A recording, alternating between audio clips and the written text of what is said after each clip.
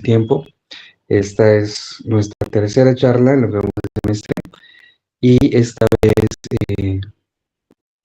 trajimos pues una propuesta diferente para ustedes.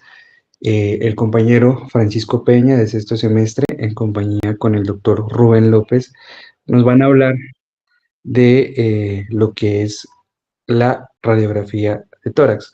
Un tema muy importante que esperamos que sea de su agrado. Seguimos creando espacios de retroalimentación, de formación continua. Y pues nada, doctor Rubén, Fran, son todos suyos y muchísimas gracias por confiar en este proyecto. Buenas noches para todos. Primero saludarlos y darle las gracias por la invitación, Julián, David. Pues básicamente el tema es preparado por el estudiante y pues bueno, mi participación en esta charla será como apoyo y en caso de que existan inquietudes, ojalá que haya muchas preguntas, las trataremos de responder de la mejor manera para que todos aprendamos un poco de lo que tiene que ver con la radiografía de tórax. Como se los he dicho, es una de los métodos diagnósticos más solicitados por los médicos generales y muchas veces nos genera confusión su diagnóstico. Entonces, esperamos de que lo que preparó nuestro compañero hoy sea como parte fundamental a la entrada en el aprendizaje de lo que es la radiografía de tórax. Muchas gracias. Dale, compañero. Bueno, pues primero que todo, buenas noches y pues muchas gracias a los docentes que están acá, a todos los compañeros y pues en especial al doctor Rubén por ser una compañía fundamental en este tema que pues todos sabemos que no hay nadie que sepa más de eso que él. Entonces pues voy a presentar, entonces me dicen si se ve bien.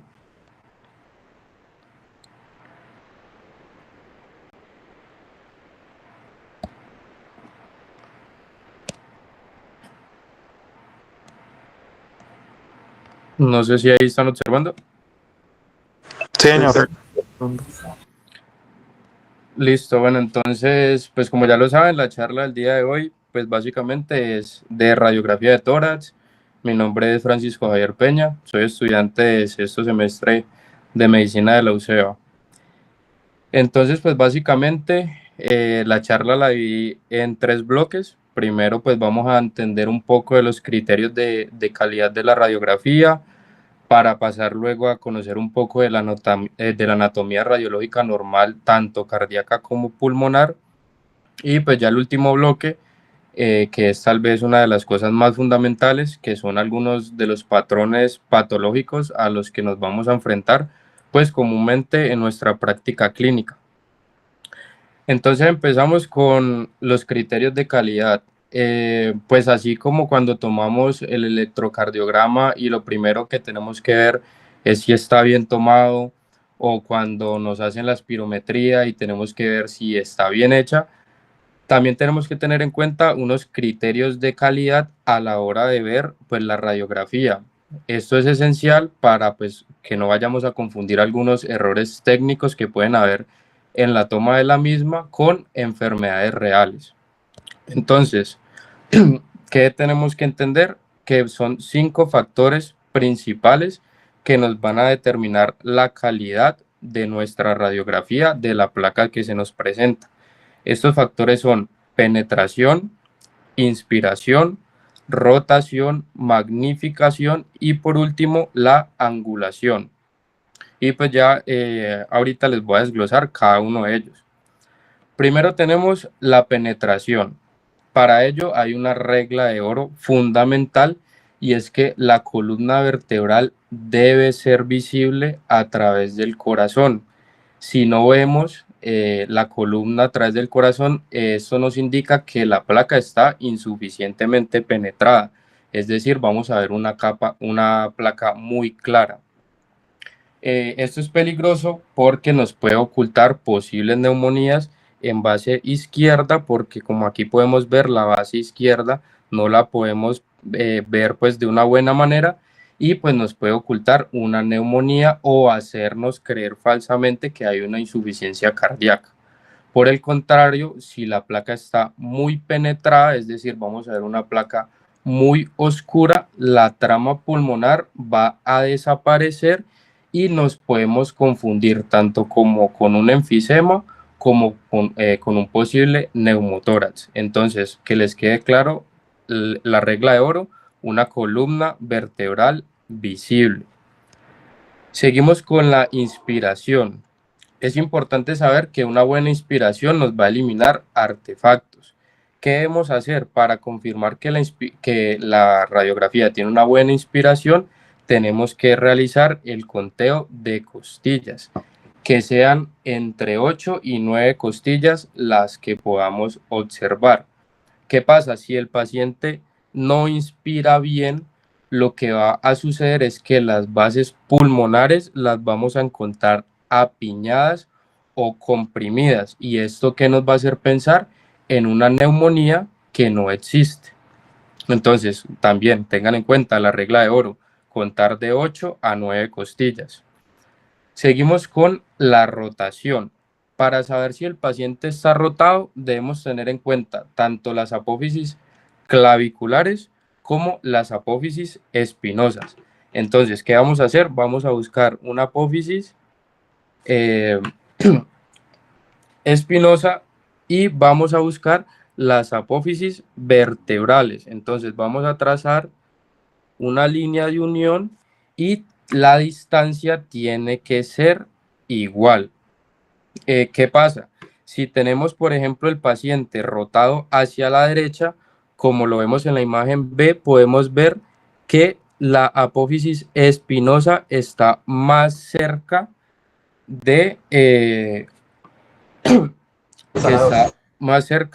la clavícula, en este caso izquierda. Entonces, si está cerca de la clavícula izquierda, el paciente va a estar rotado hacia la derecha, y si la apófisis espinosa está más cerca de la clavícula derecha, el paciente va a tener una rotación hacia la izquierda. El siguiente factor importante es la magnificación. Entonces, ¿por qué es importante? Porque en una placa póstero-anterior, que es la que vemos normalmente, la placa estándar, el corazón está pegado hacia el chasis. Esto permite que el corazón se vea de un tamaño real. Sin embargo, hay que tener en cuenta que también hay radiografías portátiles que se realizan con placas anteroposteriores en las cuales el corazón está más lejos del chasis. ¿Qué pasa con esto? Por la física de los rayos X, la silueta cardíaca se me va a magnificar. Entonces podemos ver que la imagen A es un paciente que se le tomó una radiografía portátil, está en una posición anteroposterior, la silueta cardíaca se ve más grande. ¿Cómo nos podemos dar cuenta de si es postero anterior o anteroposterior?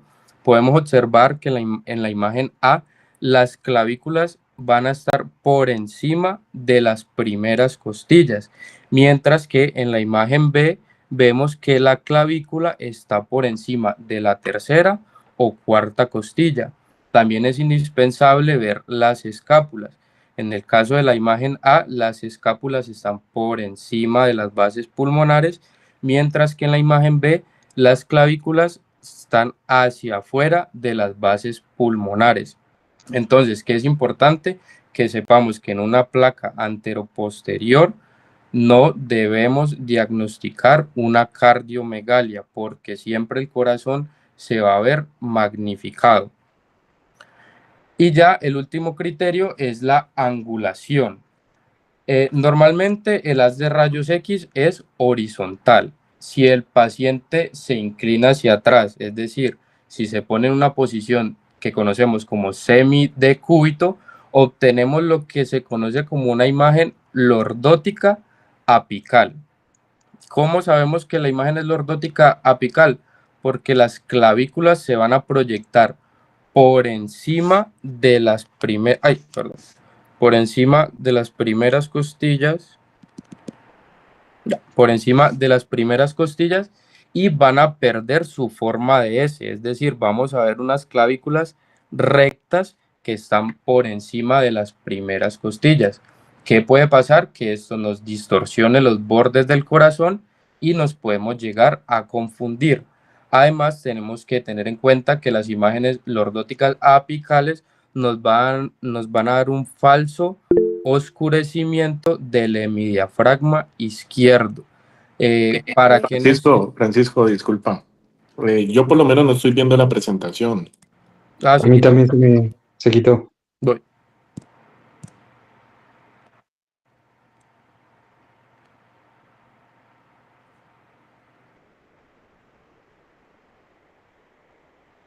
Listo, ahí ya la ven, ¿cierto?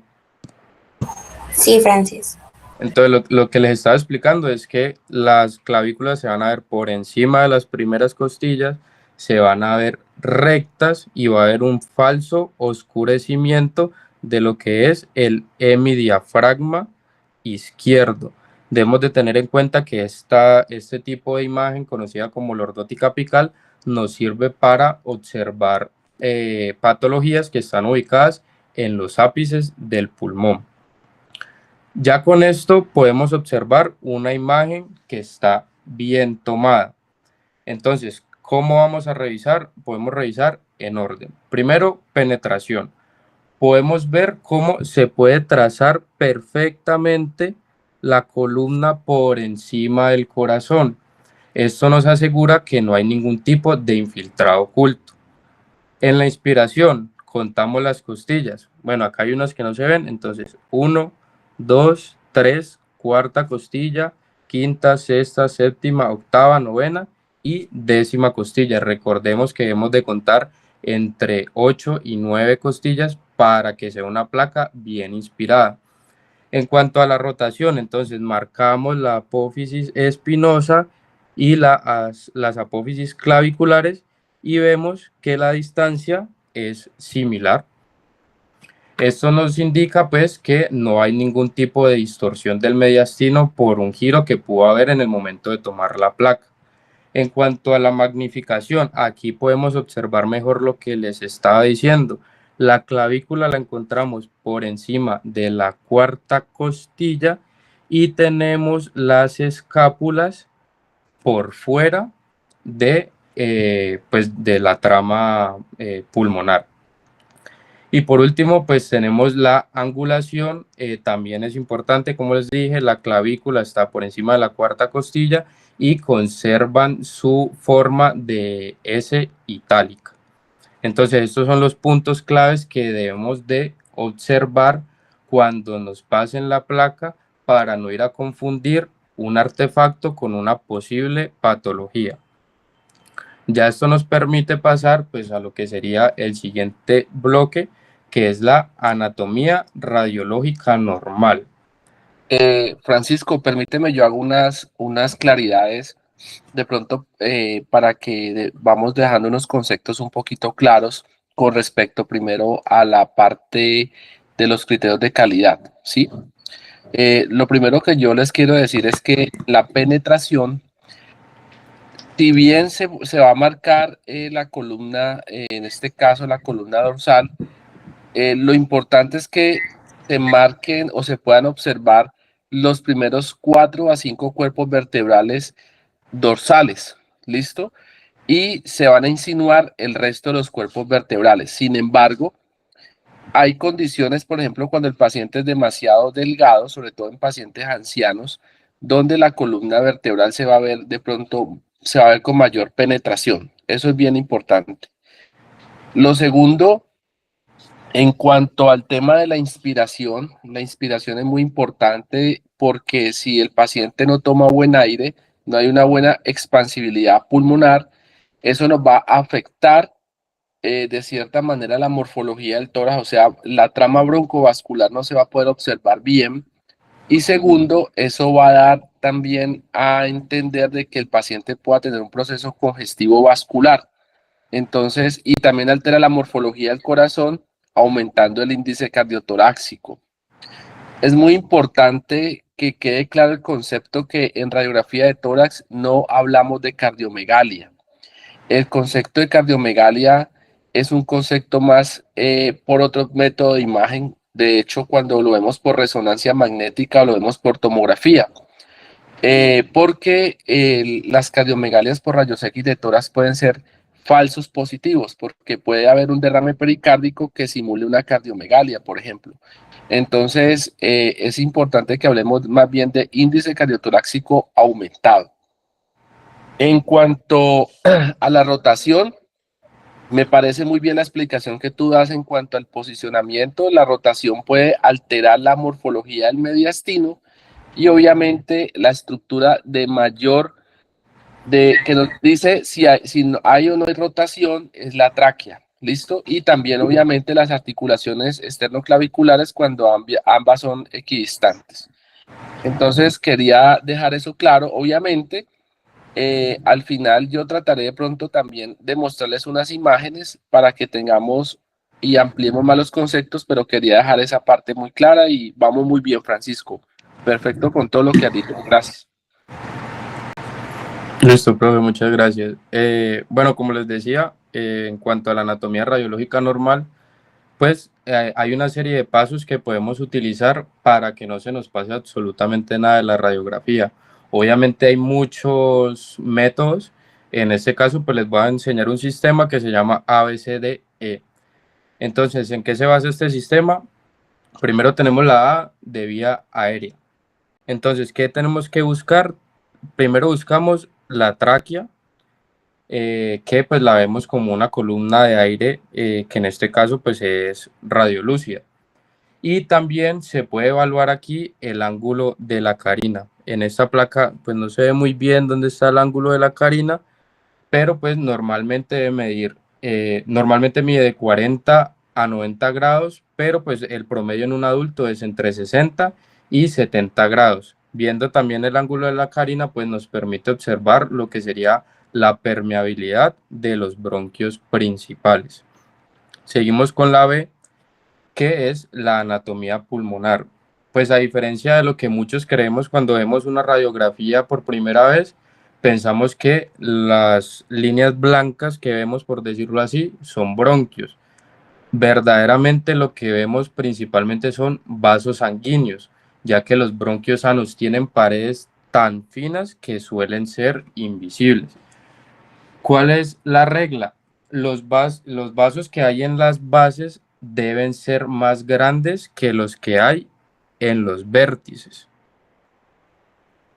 Si encontramos lo de los vasos de los vértices más grandes, debemos de pensar en una redistribución de lo que sería el flujo.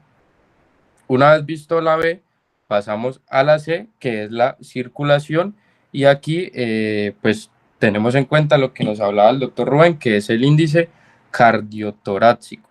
Pero antes de ver el índice cardiotorácico, debemos de tener en cuenta las estructuras que encontramos tanto en el borde derecho como izquierdo. Entonces, ¿qué encontramos en el borde derecho? Está formado casi exclusivamente por la aurícula derecha. Y por encima de ella podemos ver una línea vertical, que en este caso sería la vena cava superior. Por otro lado, en el borde izquierdo podemos encontrar 3 arcos. El más superior, el botón aórtico, seguido tenemos un segmento de la arteria pulmonar, y el principal, el más grande, corresponde a lo que sería el ventrículo izquierdo. Entonces, ¿cómo sacamos el índice cardiotorácico? Lo que tenemos que hacer es sumar la distancia máxima entre el borde derecho y el borde izquierdo y dividirlo por el diámetro interno del tórax. Si esta división nos da mayor a 0.5, pues vamos a sospechar un agrandamiento. Entonces, por ejemplo, medimos el corazón y nos mide 13 centímetros. Y la caja torácica en su totalidad nos mide 30 centímetros.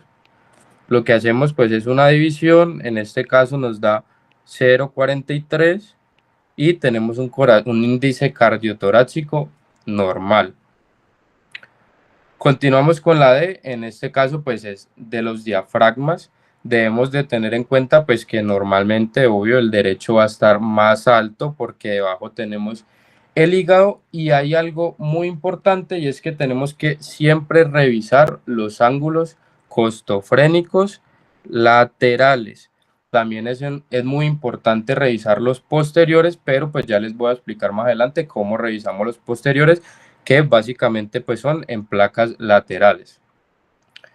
Y por último pues tenemos la E, que se conoce en español como huesos y blandos, en los cuales revisamos las costillas, las clavículas, las escápulas, y pues en la placa lateral las vértebras y los espacios intervertebrales. Recordemos siempre que debajo del hemidiafragma izquierdo pues vamos a encontrar algo que corresponde a la burbuja de aire gástrica. Entonces, muy importante, la proyección lateral. Tenemos estructuras que solo se ven en esta proyección. Entonces, ¿cuáles vamos a revisar? Primero, el espacio claro retroesternal. Es esta zona radiolúcida que vemos detrás del esternón. Normalmente, pues esta zona está llena de aire, entonces vamos a ver pues radiolucidez. ¿Qué pasa si este espacio se vuelve radiopaco? O sea, lo empezamos a ver blanco, así como en la imagen B. Debemos de pensar en una masa de mediastino anterior. Para ello tenemos las 4 T, que son timoma, teratoma, tiroides, que puede ser un bocio endotorácico, y la última T es terrible linfoma. En el paciente que vemos en la imagen B, en este caso tenía linfadenopatías mediastínicas que fueron producidas, pues en este caso, por un linfoma. También tenemos que revisar las cisuras, pues son vitales para identificar neumonías por lóbulos. Las placas que les traje de radiografías laterales, pues son patológicas. Entonces, ¿qué podemos ver en la imagen de la derecha? Un engrosamiento de la cisura mayor, tanto derecha como izquierda. En este caso ya se debe a que el paciente presenta una insuficiencia cardíaca congestiva. ¿Qué nos representa este engrosamiento? Una acumulación de líquido en su interior. Normalmente tenemos que tener en cuenta que las cisuras son invisibles, o si son visibles aparecen en forma de líneas blancas con grosor muy fino y uniforme. Seguimos con la revisión de la región iliar. Los ilios se superponen. Lo que debemos de ver principalmente son las arterias pulmonares, tanto derecha como izquierda, en un corte transversal. Como les digo, pues estas placas son patológicas. En este caso el paciente tenía una adenopatía iliar bilateral causada por una sarcoidosis, pero debemos de tener en cuenta que las adenopatías ciliares de cualquier causa y los tumores primarios del ilio pueden tener un aspecto similar al de esta imagen.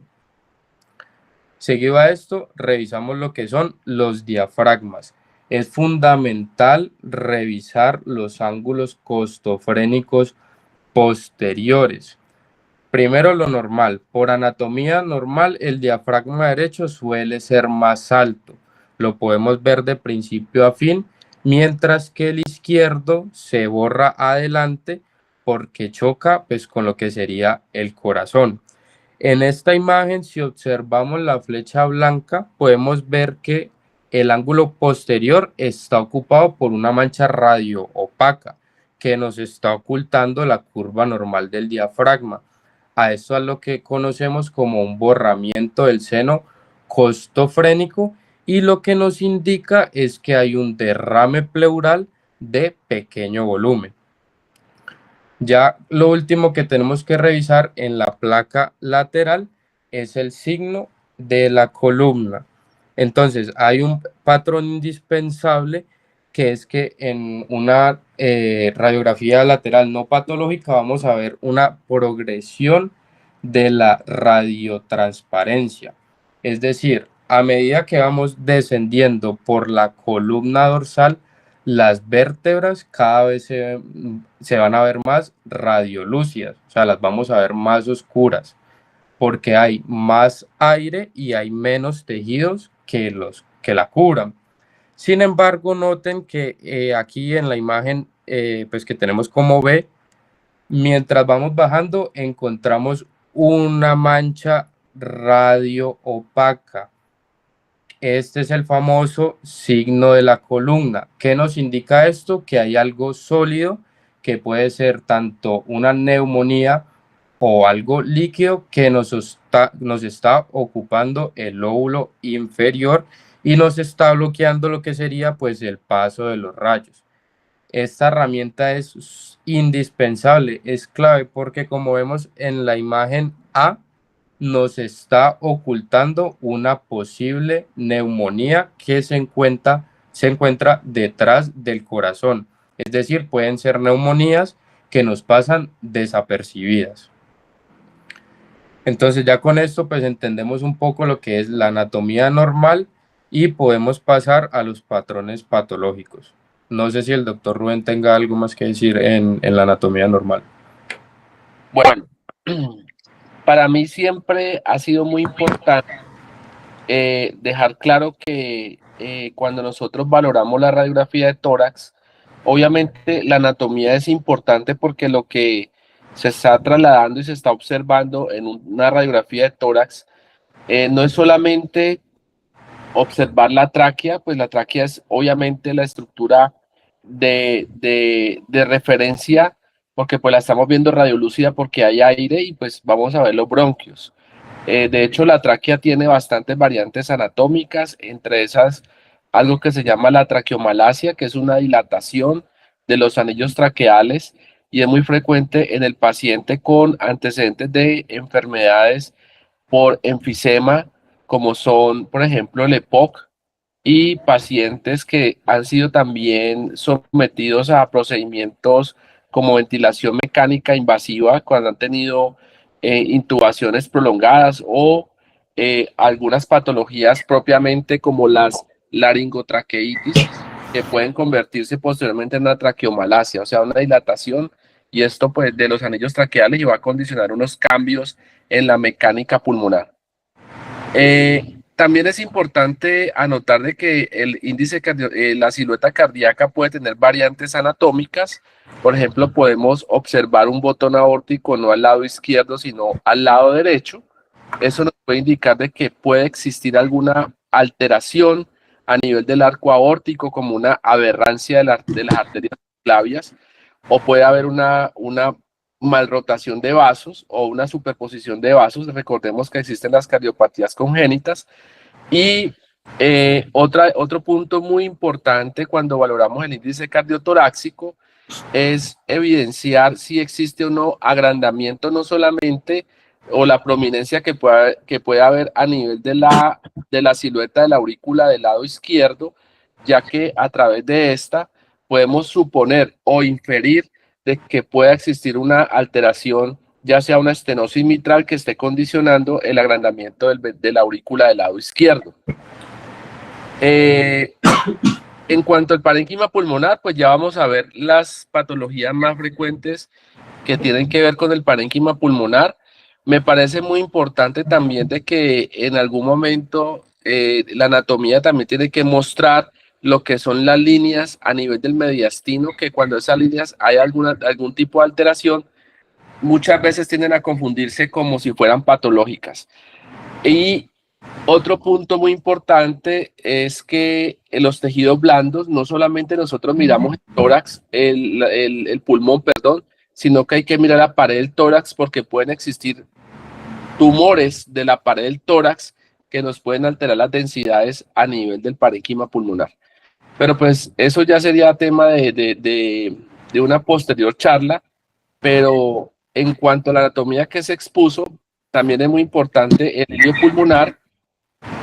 En nuestro medio es muy diferente cuando hay una afectación del ilio pulmonar de un solo lado, cuando existe afectación de ambos ilios.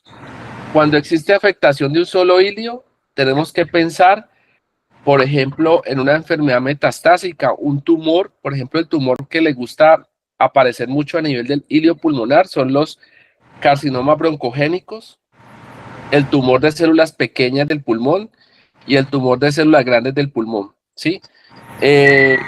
Y cuando tenemos agrandamiento y afectación bilateral de ambos hilios, la principal enfermedad que los afecta es la tuberculosis, seguido de la sarcoidosis. Entonces, y ahí hay varios signos que hablan del hilio. Hay uno que llama el hilio tapado, que corresponde a la superposición de un tumor, ya sea broncogénico, ya sea un linfoma que lo puede tapar o ocultar, y es solamente un hallazgo de un solo lado. Entonces, como para los que estamos acá, los 30 que estamos acá en este momento conectados, saber interpretar una radiografía de tórax implica conocer un poco más allá también de la anatomía, también conocer qué patología nos puede afectar cada estructura anatómica. Pero vamos muy bien, Francisco. Continúa y ya luego al final yo voy a dar otra retroalimentación. Dale, gracias. Listo, muchas gracias. Bueno, para empezar con los patrones patológicos, lo primero que vamos a ver son las patologías del parénquima. Como primer patología, pues traje la enfermedad del espacio aéreo. Que es importante saber, esta enfermedad pues que trae afectación al espacio aéreo puede distribuirse tanto difusamente en los pulmones, como ocurre en el edema alveolar pulmonar, como puede estar con un carácter más localizado, como ocurre en lo que conocemos como una neumonía segmentaria o lobar. Entonces, en la imagen de la izquierda, el edema alveolar pulmonar, tenemos un paciente con una enfermedad del espacio aéreo difusa, en la cual podemos ver opacidades algodonosas con bordes mal definidos. Esto es sugestivo pues para una enfermedad del espacio aéreo, mientras que en la imagen de la derecha tenemos el típico patrón que conocemos como broncograma aéreo, que nos sugiere la neumonía. En este caso es una neumonía del lóbulo inferior derecho. ¿Cómo podemos reconocer en qué lóbulo está la neumonía? Pues más adelante se los explico mejor con un cuadro. Seguimos con la enfermedad del espacio aéreo, en este caso crónica. ¿Qué patologías me la pueden causar? Un carcinoma de células alveolares, un linfoma o incluso sarcoidosis, como en la imagen de ejemplo. ¿Qué es importante para no ser confundida con una neumonía? Es el tiempo. Este patrón es persistente semanas o meses y no responde a ningún tipo de tratamiento, ni con antibióticos ni con diuréticos. Entonces, como podemos ver, es idéntico a una neumonía visualmente, pero la clave clínica es la cronicidad. ¿Qué nos sugiere la bibliografía? Que si la mancha no se mueve en 2 meses, debemos dejar de pensar en infección y empezar a pensar en una posible neoplasia. Francisco, primero, con todo el respeto, no hablemos de manchas, ¿listo? En radiografía no hablamos de manchas, hablamos de radiopacidades. O si es blanco es radiopacidad, si es de color negro hablamos de radiolucidez, ¿listo? Solamente lo hago, y eso es para todos, que nosotros tenemos que ir incorporando la terminología médica radiológica, y eso pues nos va a hacer ver mucho más preparados ante cualquier persona, un internista o el que sea, cuando estemos hablando de las imágenes diagnósticas. Lo segundo es que mire, esa imagen es lo que yo estaba hablando ahorita. Allí lo que se está delimitando son los hilios del pulmón, y estamos viendo que existe pues unas radiopacidades a nivel del hilio pulmonar, y era lo que yo explicaba. Aquí, por ejemplo, estamos viendo afectación bilateral, y mire que la sarcoidosis es una, la tuberculosis es otra, los linfomas es otra, y las enfermedades metastásicas pueden ser de otras. Cuando ya esas radiopacidades persisten más allá de un mes, 2 meses, podemos pensar en enfermedades neoplásicas o asimismo enfermedades infecciosas que pueden ser de larga data. ¿Listo? Gracias. Bueno, entonces, pues continuando, tenemos la enfermedad intersticial reticular, que puede ser causada pues por un edema intersticial, como el que vemos en las insuficiencias cardíacas congestivas, o incluso por una fibrosis pulmonar idiopática. ¿Qué tenemos que tener en cuenta aquí? Las líneas de Kerley. En esta imagen tenemos tanto líneas A, B y C. Entonces, empecemos con las líneas A, que son las que están aquí arriba.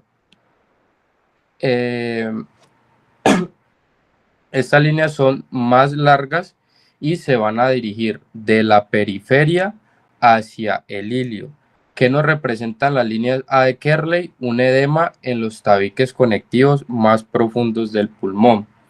Siguiendo con las líneas B, que son más horizontales, suelen ser cortas de 1 a 2 centímetros y la mayoría de veces las vamos a encontrar situadas en la periferia de las bases pulmonares.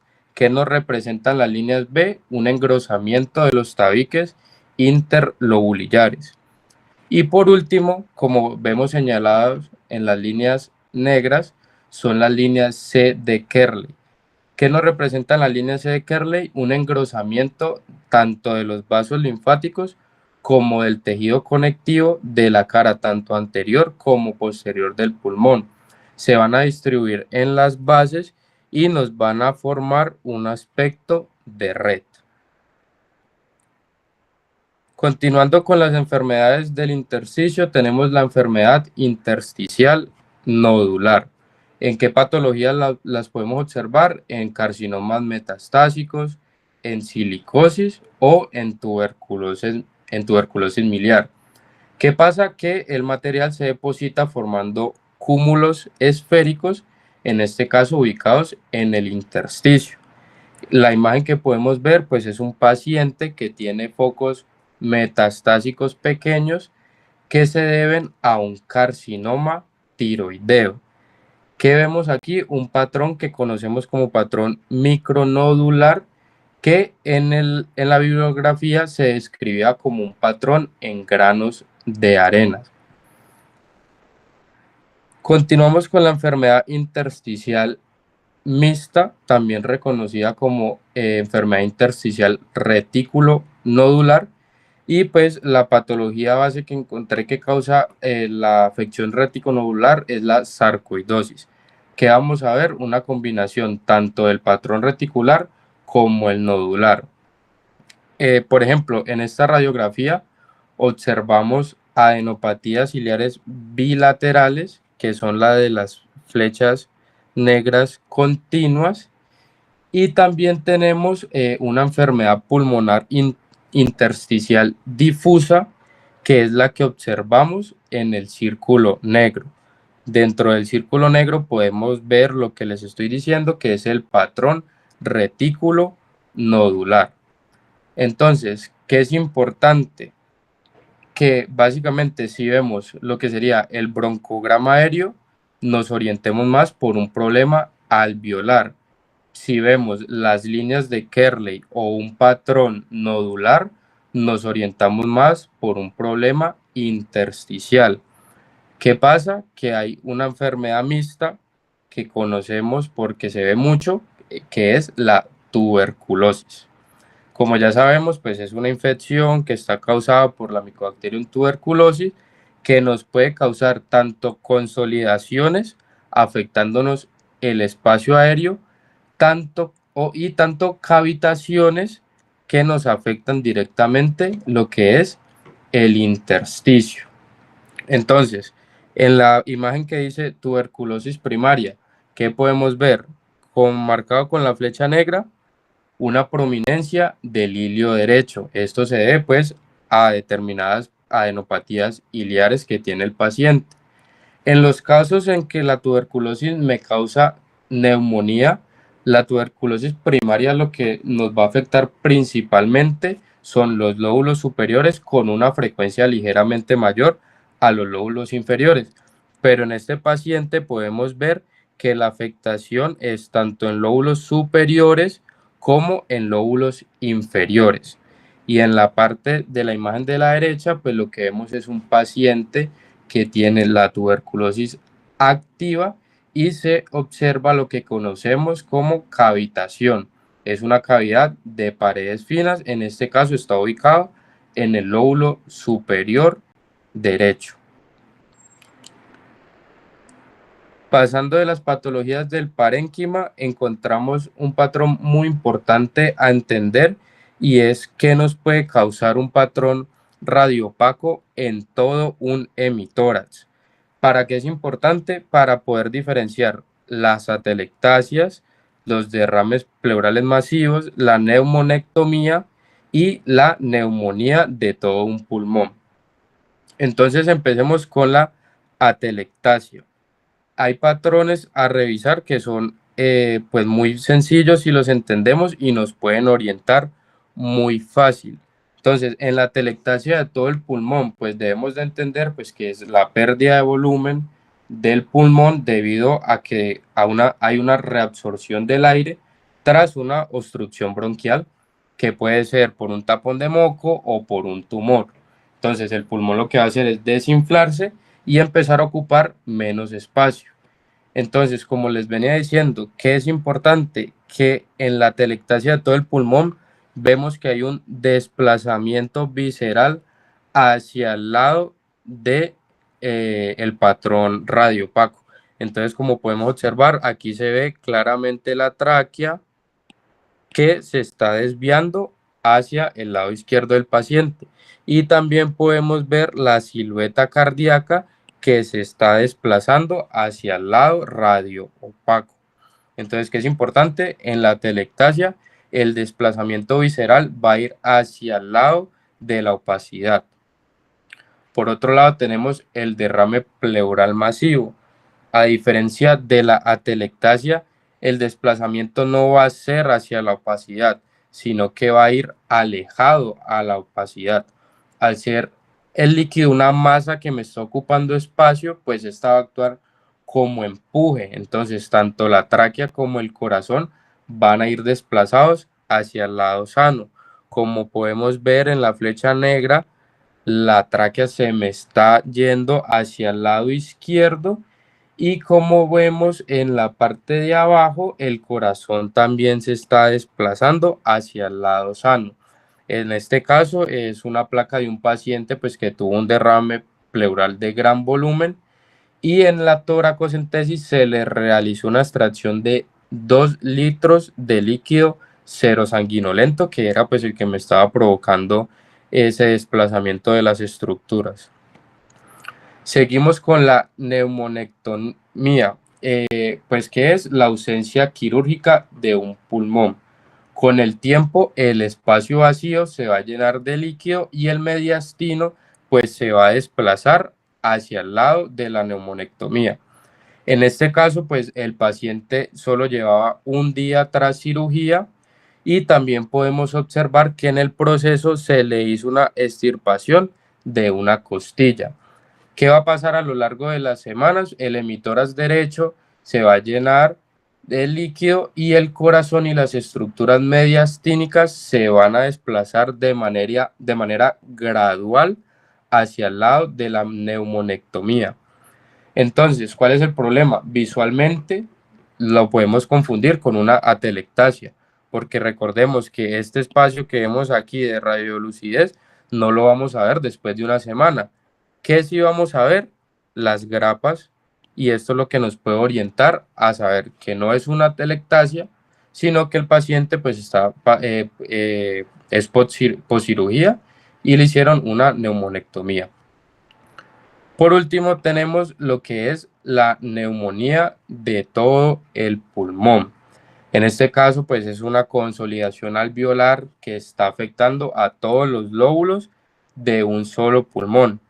Esta es una de las causas menos frecuentes de opacificidad de todo un hemitórax. ¿Qué es importante? En este caso vamos a ver el pulmón radioopaco completamente, pero tanto la tráquea como el corazón van a seguir siendo centrales. No va a haber desplazamiento ni hacia el lado sano ni hacia el lado con la patología. En este caso, pues tenemos un paciente que tras el cultivo se le encontró un Streptococcus pneumoniae. Ahorita, pues algo también muy importante es la identificación de atelectasias. Entonces, primero tenemos la atelectasia del lóbulo superior derecho. ¿Qué vamos a encontrar? Que la cisura menor va a estar desplazada hacia arriba y la tráquea se nos va a desviar hacia la derecha. Recordemos que en las atelectasias la tráquea se desvía hacia el lado que está pues enfermo. Luego seguimos con la atelectasia del lóbulo inferior. En este caso pues hay un colapso de las vasos pulmonares. ¿Y qué vamos a encontrar? Un patrón en abanico. Vamos a encontrar lo que sería una densidad triangular, en este caso en el lóbulo inferior derecho, que está limitada en la parte superior por la cisura mayor. Entonces podemos observar cómo en el lóbulo inferior no hay aireación y me está borrando lo que sería el hemidiafragma derecho. Entonces, ¿cuál es el patrón radiológico en una atelectasia del lóbulo inferior? Una densidad triangular que se extiende desde el vértice hasta la base. También tenemos las atelectasias subsegmentarias, en este caso una subsegmentaria laminar, que vamos a ver densidades lineales que van a ser horizontales y van a tener un grosor variable. Entonces, ¿cómo lo vamos a encontrar? Vamos a buscar líneas que son radio opacas, que están paralelas al diafragma. Generalmente sucede en las bases pulmonares. Esta atelectasia subsegmentaria laminar no suele desplazar lo que son las estructuras móviles. Siguiendo con la subsegmentaria tenemos la redonda. En esta no encontré una radiografía, pero hay que tener en cuenta un patrón muy importante que es el aspecto de cola de cometa. Entonces, ¿qué vamos a encontrar? Vamos a encontrar la atelectasia redonda y alrededor de ella vamos a ver que las marcas broncovasculares se van a dirigir hacia alrededor del ilio. Este paciente en específico presentaba una enfermedad pleural subyacente que estaba formando placas pleurales tras una exposición al asbesto. Entonces, que es importante reconocer el patrón de cola de cometa, en el que vemos marcas broncovasculares que se están dirigiendo hacia la atelectasia. Tenemos también el signo de la S de Golden. ¿Qué es el signo de la S de Golden? Es una variante de la atelectasia del lóbulo superior derecho, donde el colapso no está causado por un simple tapón de moco, sino que en este caso está siendo causado por una masa iliar. Generalmente pues es causado por un carcinoma broncogénico que está obstruyendo el bronquio. Entonces, ¿qué vamos a observar? Vamos a observar que el lóbulo superior derecho se va a poner radio opaco, pero va a haber una morfología característica que es la que conocemos como la S de Golden. En este caso, la cisura menor no va a ser una línea cóncava o recta hacia arriba, sino que va a presentar va a ser convexa medialmente, y esto lo que nos va a hacer es darnos este patrón que se conoce como S de Golden. Posterior a esto, otro dato indispensable es cómo identificar derrames pleurales. Entonces, como primer dato tenemos lo que se conoce como el signo del menisco. En este caso, pues el derrame es una acumulación de líquido que está sucediendo en el espacio pleural, que por gravedad se está depositando en las bases y por capilaridad va a empezar a ascender por los bordes. Entonces, ¿cómo vamos a encontrarlo? Vamos a encontrar un borramiento de lo que es el ángulo costofrénico, y la clave que debemos de tener en cuenta es la curva característica del menisco, que suele ser más alta lateralmente que medialmente. Seguido a esto tenemos el derrame pleural subpulmonar. Entonces, ¿por qué se causa el derrame pleural subpulmonar? Puede ser por un trauma, que lo que hace es acumularme líquido entre la base del pulmón y el diafragma, sin ascender por las paredes laterales, sino que queda en ese espacio. Entonces, ¿cuál es el patrón que tenemos que reconocer? Es que el hemidiafragma que está afectado, en este caso el izquierdo, se va a ver falsamente elevado. ¿Cómo lo podemos observar? El pico del diafragma, que está supuestamente elevado, está desplazado lateralmente, y encontramos un aumento entre la distancia de ese pico y la burbuja de aire gástrico que hay normalmente, que se las expliqué antes. Entonces, cuando esta distancia es superior a 1 centímetro, nos está sugiriendo que hay un derrame pleural subpulmonar. Otro dato importante es Don Francisco, en ese signo que acabas de hablar, eso pues también se conoce como la disociación diafragmática con la cámara gástrica, y también en trauma, no solamente pensar en derrame pleural, sino pensar también en un hematoma subfrénico, ¿listo? Que puede haber después de un trauma.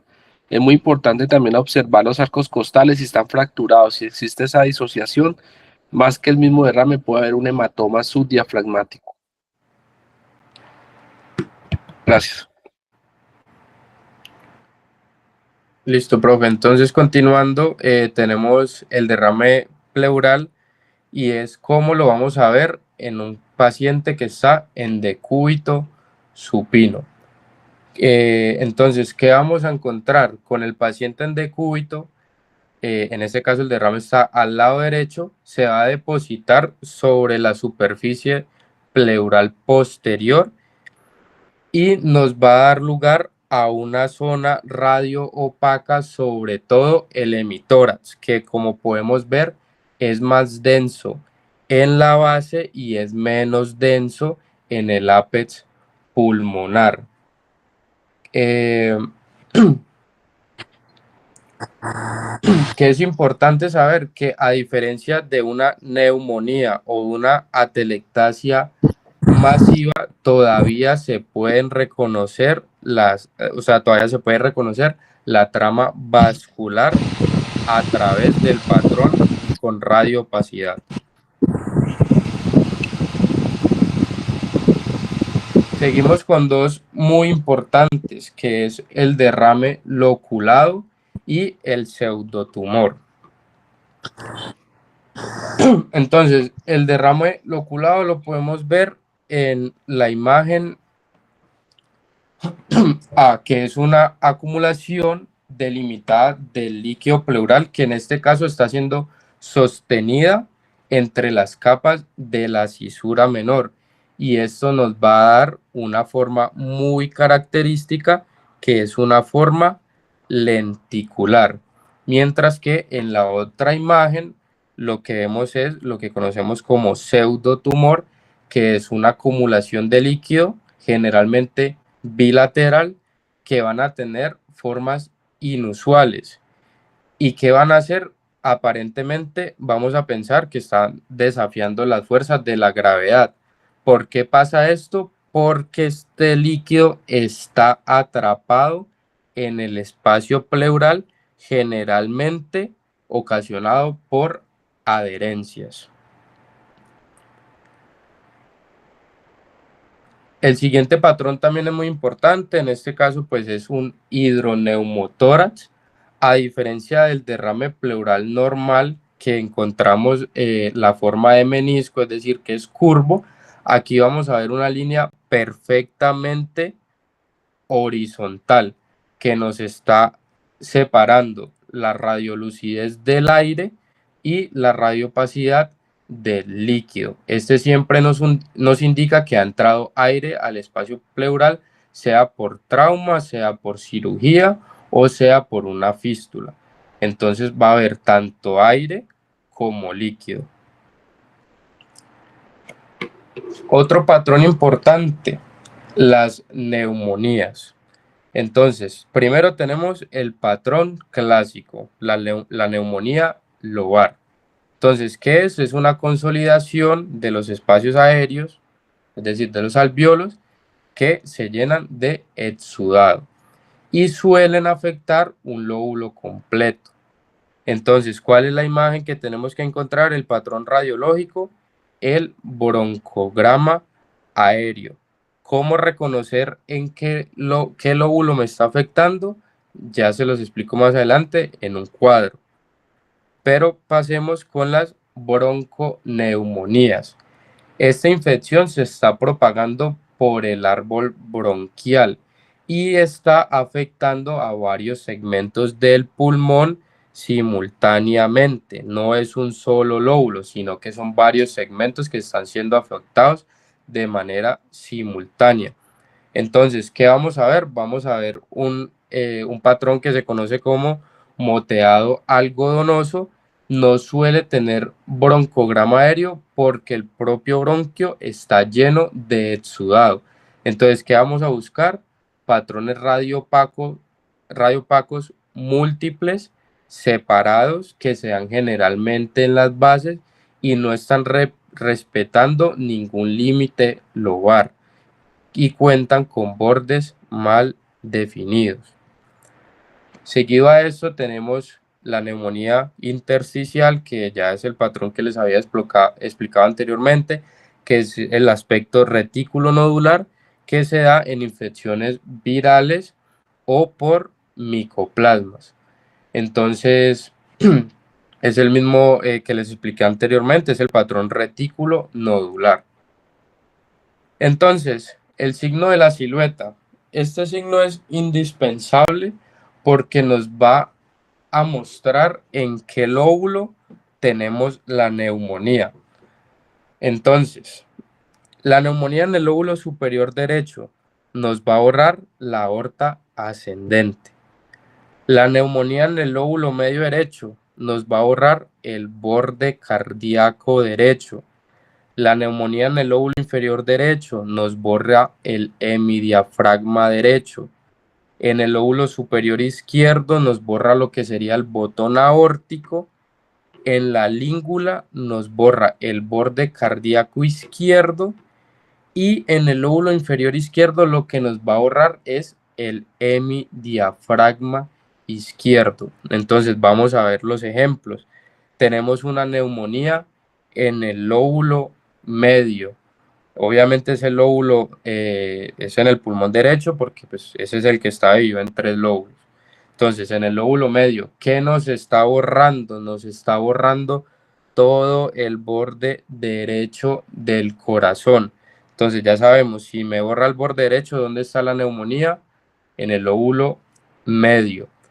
Si la neumonía está en la língula, podemos observar que el borde izquierdo del corazón está borrado. Sin embargo, el hemidiafragma izquierdo no se me borra. Mientras que en la neumonía del lóbulo inferior izquierdo vemos que el hemidiafragma sí se me está borrando, pero se está respetando el borde izquierdo. Entonces el cuadro pues es indispensable para que ustedes reconozcan dónde está el sitio de la neumonía. Esto es lo que conocemos como el signo de la silueta. Y pues también tenemos el signo de la columna, que es el que ya les había explicado anteriormente. Ya para finalizar, pues lo que sería mi parte de la charla, les voy a enseñar a diferenciar un neumotórax, un neumomediastino, el neumopericardio y el enfisema subcutáneo. Entonces, el neumotórax, ya sabemos que es la presencia del aire en el espacio pleural que nos provoca el colapso del parénquima. Entonces, ¿qué vamos a observar? Una línea radio opaca muy fina que conocemos como línea pleural visceral, que está separada de la pared torácica por un espacio radiolúcido en el que no vamos a observar marcas vasculares. Porque es fundamental tener claro de que no vamos a observar marcas vasculares, porque generalmente y muy comúnmente esta línea pleural visceral es confundida con pliegues cutáneos. Entonces vamos a pensar que el paciente está sufriendo un neumotórax y no es un neumotórax, sino que es que la línea que estamos viendo es un pliegue cutáneo normal. Seguido a esto tenemos un neumotórax a tensión, pues que ya sabemos que es la acumulación del aire, que es a presión en el espacio pleural y nos desplaza las estructuras mediastínicas. Entonces, como ya les explicaba, vamos a ver un desplazamiento del corazón y de las estructuras mediastínicas en dirección de alejamiento respecto al lado que está sufriendo el neumotórax. Entonces, además de ver el pulmón colapsado, vamos a ver el desplazamiento del mediastino hacia el lado sano. En cuanto al neumomediastino, conceptualmente se refiere a la presencia de aire en los tejidos blandos del mediastino, que está causado a menudo por una ruptura alveolar. Un signo muy fácil de ver para reconocer el neumomediastino es el signo del diafragma continuo, donde hay una presencia de una línea radiolúcida que es de aire que está por encima del diafragma. ¿Qué nos va a permitir eso? Que veamos el diafragma completo, incluso por debajo del corazón. Entonces se conoce como el signo del diafragma continuo y nos sugiere un neumomediastino. El siguiente es un poco más fácil de observar, el neumopericardio. Es aire que está confinado, en este caso pues sería en el saco pericárdico, generalmente causado pues por trauma o por cirugía. ¿Cuál es el patrón que vamos a ver? Una banda de aire, en este caso un patrón radiolúcido que nos está rodeando completamente el corazón. ¿Cómo lo podemos diferenciar de un neumomediastino?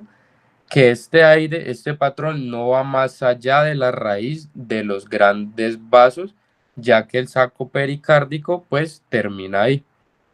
Y ya por último, para finalizar, tenemos lo que conocemos como enfisema subcutáneo. En este caso, pues el aire se desplaza hacia tejidos blandos que están en la pared torácica y el cuello, y lo que vamos a ver son líneas radiolúcidas, es decir, líneas de aire que nos están disecando los planos musculares de la pared del tórax. A este patrón o a este aspecto que vemos en el enfisema subcutáneo lo conocemos como un aspecto en hoja de peine, que generalmente está tanto sobre las costillas como sobre el cuello. Ya con estos pues conceptos patológicos, pues podemos orientarnos un poco más a la hora de que nos den una radiografía, reconociendo como siempre, como les dije, primero los criterios de calidad, teniendo en cuenta la anatomía pulmonar normal y la anatomía cardíaca normal, y pues ya nos va a dar un poco más de confianza pues a la hora de tratar de leer una radiografía. Igual que los electros, es cuestión de práctica. Obviamente, pues no vamos a leer una radiografía perfectamente a la primera. Hay muchas cosas que aún así las tenemos al frente y no las observamos. Pero pues, como les digo, todo es cuestión de práctica y pues espero que les haya quedado los conceptos, aunque sean básicos, claros. Y pues si tienen alguna pregunta, La bibliografía pues fue el libro de radiología básica, aspectos fundamentales, tercera edición, y pues muchas gracias a todos los que están aquí presentes en la charla. Bueno, perfecto, Francisco. Felicitaciones. Felicitaciones porque hablar de radiografía no es fácil. Hablar de todos estos conceptos a la primera a veces no nos cuesta y bien, muy bien, todo perfecto. Voy a hacer de pronto unas precisiones, pero te cuento que te felicito porque uno en sexto semestre eh, llegar a este punto de hablar de radiografía de tórax me parece algo muy, muy pro y bueno, poco a poco vamos a ir aprendiendo. Pero me pareció excelente y voy a hacer unos apuntecitos allí muy cortos. Quiero de pronto que me permitan hacer una presentación muy corta sobre unos casos que tengo acá, que acabo de hacer durante la presentación, simplemente para que quedemos claros en algunas cosas. Entonces, si me lo permiten, son 15 minutos a los asistentes, no me voy a demorar más, simplemente mostrando unos casitos y con estos casos van a quedar todavía mucho más claro lo que Francisco nos acaba de mostrar. No sé si están de acuerdo. Claro que sí, profesor. Bueno, permítanme un momentico, voy a compartir la pantalla.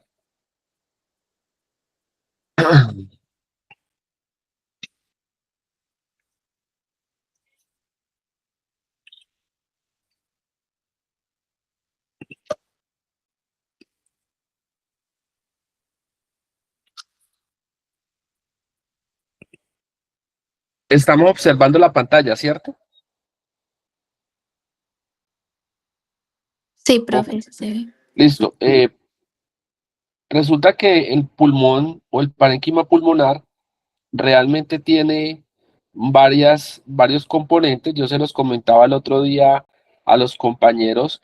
El parénquima pulmonar no solamente tiene eh, alvéolos, sino que también tiene una conformación histológica muy importante, como es todo lo correspondiente al tejido conectivo, que es el que soporta todo el intersticio pulmonar, todo lo que corresponde a la vasculatura del pulmón, ya sean las arterias y las venas, que hacen parte de esos segmentos más distales del pulmón.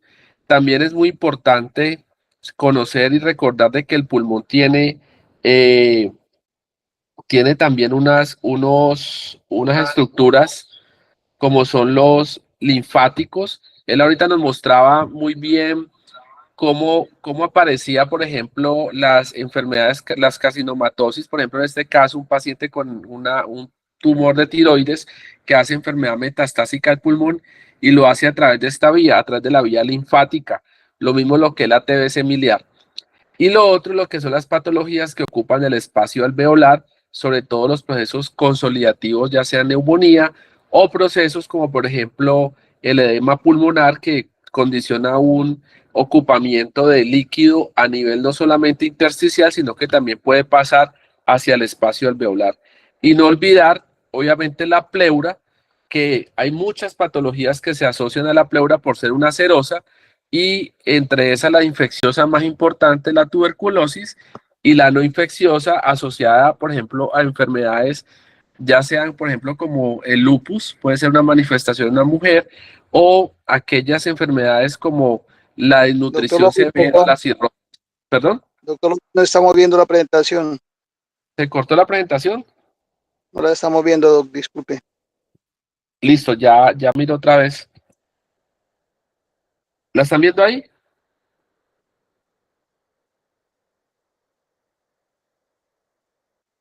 Dice, a ver, No, no la estamos viendo, doc. ¿no? No.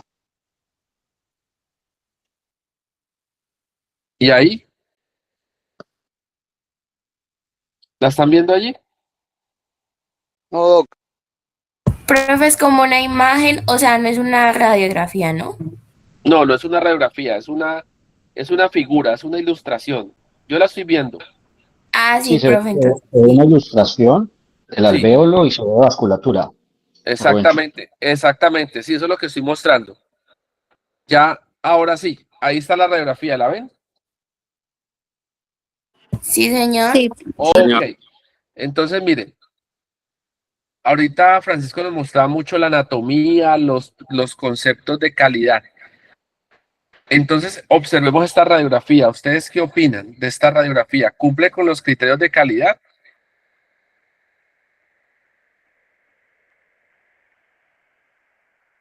No, pero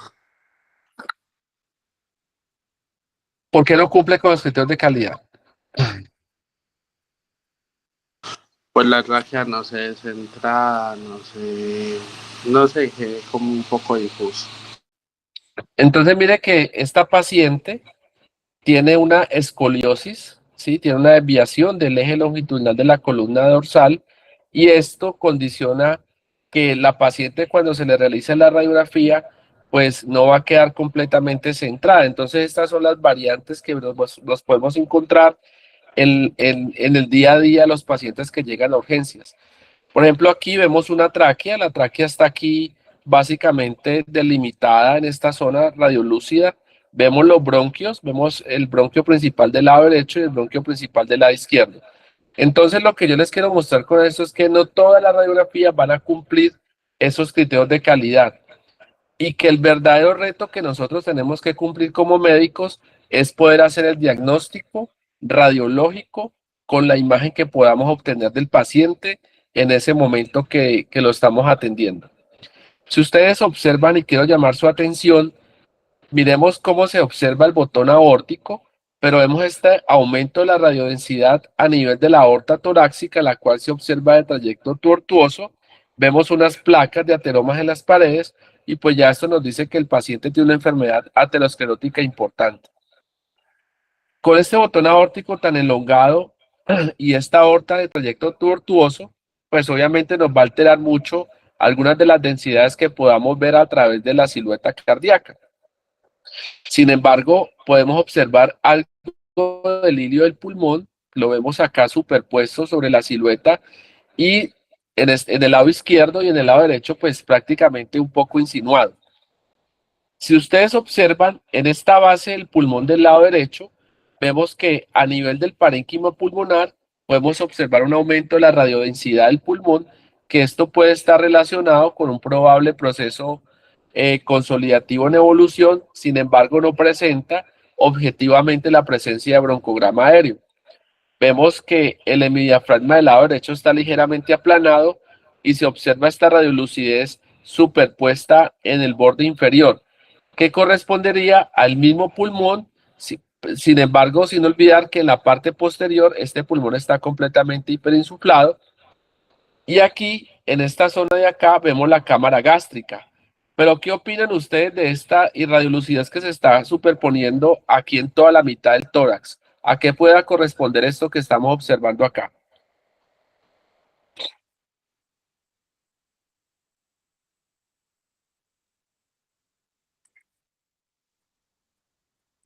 Esto, esa superposición de aire que hay acá, pues básicamente nos puede decir que este paciente pueda tener una hernia hiatal y la presencia de esta radiolucidez pues obviamente nos puede estar diciendo, mire, ojo que acá el paciente tiene una hernia hiatal y esto es aire que se está superponiendo en una zona donde no tiene que haber aire. El resto del parénquima pulmonar no presenta áreas consolidativas, no vemos lesiones nodulares, no vemos lesiones en la pared torácica. Y aquí mire que dice que es una paciente que llega a urgencias con un diagnóstico de POC. Tenemos que recordar que la radiografía de tórax no hace diagnóstico de POC. Y miren la radiografía lateral, ¿qué opinan? Ya Francisco nos dijo que aquí había un claro retroesternal, tenemos un claro retrocardíaco, tenemos una cisura y vemos esta imagen radiopaca correspondiente a la cisura menor que se ve radiopaca. ¿Esto a qué correspondería? Probablemente. ¿Qué opinan mis colegas?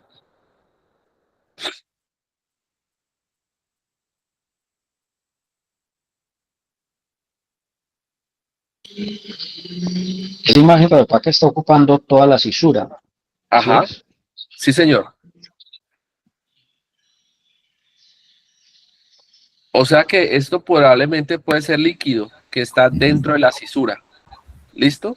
No es una consolidación. La cisura se puede llenar de líquido y pues esto puede ser el signo que nos decía Francisco ahora, el signo que uno llama el signo del pseudotumor. Se llena de líquido, usted trata al paciente con diuréticos y desaparece, hace la radiografía posteriormente y ya no está. Entonces, esto que estamos viendo acá es un derrame cisural, es presencia de líquido, más no un proceso consolidativo. Y vemos que hay una ligera obliteración del ángulo costodiafragmático posterior por presencia de derrame pleural. Cuando este borde se borra completamente, en el ángulo costodiafragmático posterior, podemos suponer que existen ya más de 100 centímetros cúbicos de líquido a nivel de semitórax. Rubencho, Dime. ahí una aclaración porque pues no había visto la imagen tan pronunciada de líquido a nivel de cisura. Sí se Sí, ve señor. como se ve normalmente en la parte más hacia la columna, que se ve la línea bien de la cisura, exactamente desde ahí. Es lo que normalmente uno ve cuando el paciente tiene sobrecarga de volumen. ¿Ya? Sí, señor. Entonces, en estos casos, como nos lo dijo Francisco, pensar, y lo que tú estás diciendo, pensar ya que hay más una imagen de un pseudotumor por el volumen de la cisura, porque cuando es por Exacto. derrame o cuando es por ocupación por hipervolemia, se ve muy fina la línea de la cisura, la cisuritis que uno llama, así es. Exacto. Así es. Así es. Entonces, ojo porque esto a veces lo confunden con consolidación y es solamente líquido. Pónganle cuidado al siguiente caso. Otra duda, Rubencho, que me sale esta imagen. Tú dices ¿Cómo? que se puede confundir con consolidación. ¿Se Sí, señor. puede hacer una lesión consolidativa a nivel de cisuras o no es viable? No es Solamente viable porque la cisura es solamente, recuerda que la cisura, ella se oblitera con la pleura, ¿sí? Ahí no hay nada de parénquima pulmonar. Lo que hace la cisura es separarme un segmento pulmonar de otro segmento pulmonar. En ella no hay parénquima pulmonar. Por eso no podemos hablar de consolidación. No sé si está claro esa respuesta, Nico. Igual yo sí, ahorita sí. te la aclaro con una imagen que tengo de No, anatomía. muy clara y me generó lo aprendí porque no lo había visto anteriormente, ahora que lo dijo Francisco y tú que lo estás ya confirmando. Uno ve la imagen de cisuritis que está ocupado por líquido, pero le digo a los muchachos, como lo ve uno, como lo señalaste en la parte más proximal a la columna, que se ve la línea muy fina, así se ve, pero Exactamente. ya con una imagen tan amplia, no, conocí esa imagen el día de hoy por ustedes dos. Muy bien. Eso es lo bacano. Llega esta paciente. ¿Hay alguna pregunta por ahí? Sí, Doc, una pregunta. Sí, señor. Sino que es que en la anterior radiografía, usted nombró que debido a la escoliosis se podía ver las placas de ateroma en el botón aórtico. ¿Eso se puede ver en todas las radiografías o solo en esta por lo de la escoliosis y la desviación No, de la columna? lo que yo mencioné respecto a la escoliosis es que nos altera el centrado de la radiografía. Entonces nos altera la morfología a nivel del mediastino. Que esta paciente, asociado, además de esa escoliosis, tiene una aorta torácica con placas de ateromas, que las estamos viendo acá, estas imágenes blancas que están acá radiopacas, que nos puede ya hablar de una enfermedad aterosclerótica de la aorta torácica. Normalmente los pacientes, uno cree que la aorta va recta, y resulta que en esos pacientes que son de edad, epocosos, fumadores crónicos, la aorta en la medida que se va endureciendo va tomando esta tortuosidad. Por eso facilita probablemente las dilataciones o las disecciones aórticas. ¿Sí te respondí la pregunta? Sí, Doc, muchas gracias. Listo. ¿Alguna otra pregunta? Sí, señor. Rubén, un comentario de la reja costal izquierda en comparación con la derecha, por favor. Sí, señor.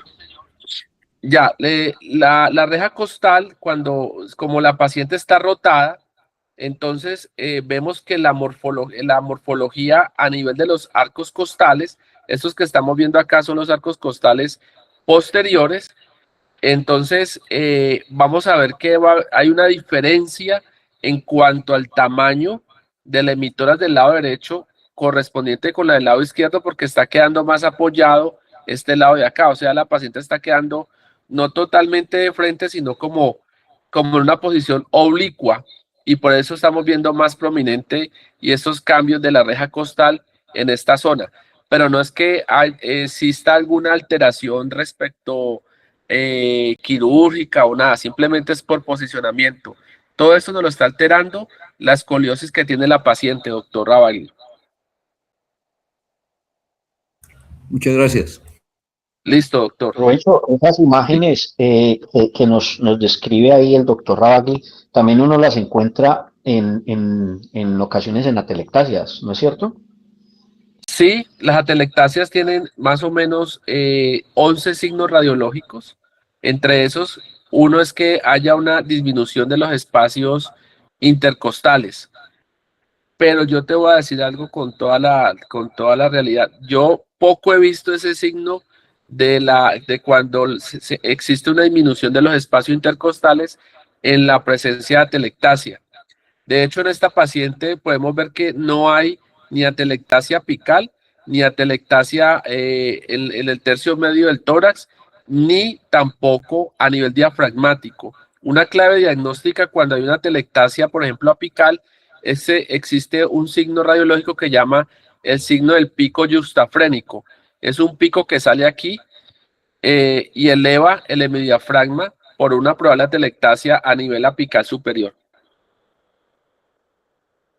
Vale, muy claro. Muchas gracias, hermano. Listo. En serio que estamos aprendiendo hoy más de radiografía. Gracias a Francisco, a vos. No, y Francisco lo ha hecho muy bien. Mi estudiante, Nico. Sí, señor. Oiga, pues, Francisco, ya te va apadrinado, hermano. Bueno, tengo este otro caso. ¿Qué opinan? Les llega su consulta, también, mire, vea. Todo esto es de nivel 1, EPOC. ¿Qué opinan?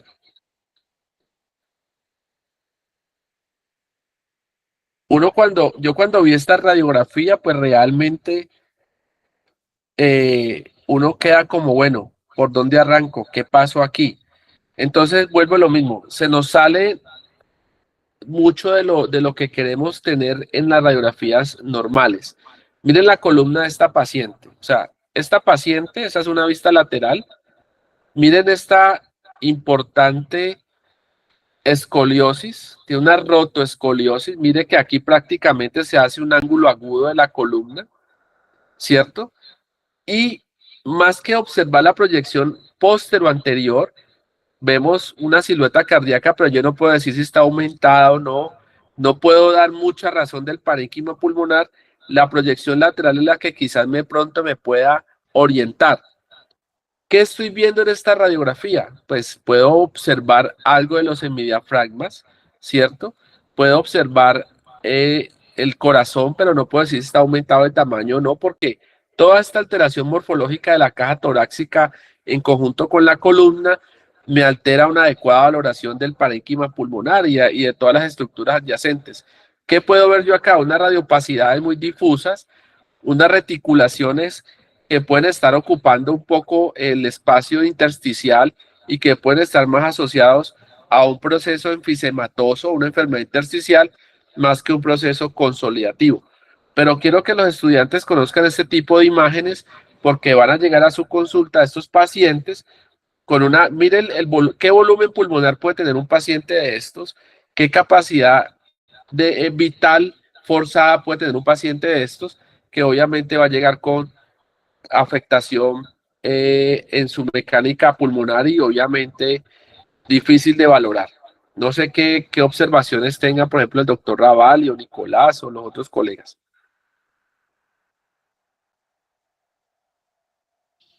Pues yo creo Rubencho, que entrada... Bueno, Nico, bueno, dale, Mauro, qué pena. Rubencho, yo tengo de pronto un aporte, ¿no? Cuando regularmente se mandan las radiografías, y no solamente radiografía de tórax, sino cualquier imagen, siempre se hace énfasis, es un error que uno comete ya cuando es médico, ¿no? Que es no mandar ningún tipo de descripción respecto a la sospecha diagnóstica que se tiene. Entonces, por ejemplo, esa radiografía que vos tenés ahí, sin ninguna clínica del paciente, yo simplemente puedo decir, bueno, las características de ese paciente, puede ser una paciente pocosa, o incluso puedo decir, de repente, lo que yo veo, ¿no? Sí, Tiene unos infiltrados pariliares que puede corresponder a un edema agudo de pulmón, diría yo, pues, con esos infiltrados ahí, porque no llega ningún tipo de clínica, sino que desde la parte de radiología se hace una descripción desde la imagen que se tiene, ¿no? Entonces, siempre el consejo también a los muchachos es hacer una descripción que uno regularmente no lo hace, simplemente pide la radiografía de tórax, espalda lateral, y no describe nada más, y eso les puede dar mucho aporte a ustedes respecto a la interpretación radiográfica, y nos acerca más cuando al final se correlaciona con la clínica, ¿no? sí, es cierto, es cierto. Ya voy a hacer un comentario con lo que acabas de decir. Doctor Nicolás, No, muy parecido a lo que está diciendo Mauro. Yo dejé de hablar primero a Mauro porque primero la edad que la belleza, definitivamente. Entonces, primero que habla Mauricio, pero muy cierto lo que dice Mauro. Cuando tú pones la primera imagen, la imagen AP o la PA, la pues PA. uno dice, ¿será que quedó mal tomada? ¿Será que quedó poco inspirada? ¿Se ve algo rotada? La altura de las clavículas se ven también con variación. Pero cuando pone la lateral, ya hay uno dice, no, el paciente tiene definitivamente algo en la caja torácica que hace que esa imagen se dé, ¿vale? Entonces, es importantísimo, eso es lo que iba a decir, precisamente, hay que, cuando uno solicita radiografía de tórax, colocar los datos más básicos, la edad, el sexo, qué están pensando, por qué la solicitan, ¿ya? Para ustedes poder también guiarse. Y lo otro, si el paciente llega a consulta con una radiografía, pues seguramente a la inspección general, ya uno va a ver que el paciente va a tener una deformidad en la caja torácica y se ve que es muy evidente. Exacto. Por ejemplo, aquí ponen EPOC siempre, casi la mayoría del 95% de los pacientes llegan con disnea y ese es el único dato que muchas veces nos dan a nosotros. Solamente eso. También de pronto hacer una aclaración que nosotros, pues muchos médicos, yo lo decía antes, siempre hablaba yo de infiltrados, pero ya ese término realmente desde el punto de vista radiológico no lo hablamos. El infiltrado es un término más patológico cuando hablamos de infiltrado inflamatorio o algo así. Aquí lo que hablamos más o menos es de radiopacidades con ocupación alveolar. Ese es como el término más radiológico, pero pues lo usamos los radiólogos, pero pues es bueno que ustedes también los conozcan. En el caso que alguien se los describa así, pues le está hablando coloquialmente los infiltrados a nivel pulmonar. Y hay algo pues que parece aquí en el hilio del pulmón, pero pues como lo estamos diciendo, es un paciente que tiene una alteración en la caja torácica que obviamente no nos permite hacer una muy buena valoración de lo que es el parénquima pulmonar. Este otro caso es un paciente también que llegó, antecedente de TBC, y si ustedes observan, yo ahorita dije algo del pico yuxtafrénico. Si observamos en la región apical del emitoras del lado derecho, vemos una radiopacidad, ¿cierto? A nivel del ápice, pero vemos estas reticulaciones aquí, lineales, sobre el lóbulo superior. Vemos que condiciona cierta tracción de lo que correspondería al hemidiafragma. Eso se llama el pico yuxtafrénico y eso es condicionado por ese patrón apical que tracciona o eleva ligeramente el hemidiafragma.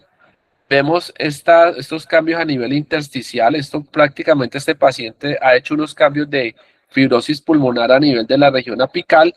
Vemos cómo se retrae ligeramente la tráquea.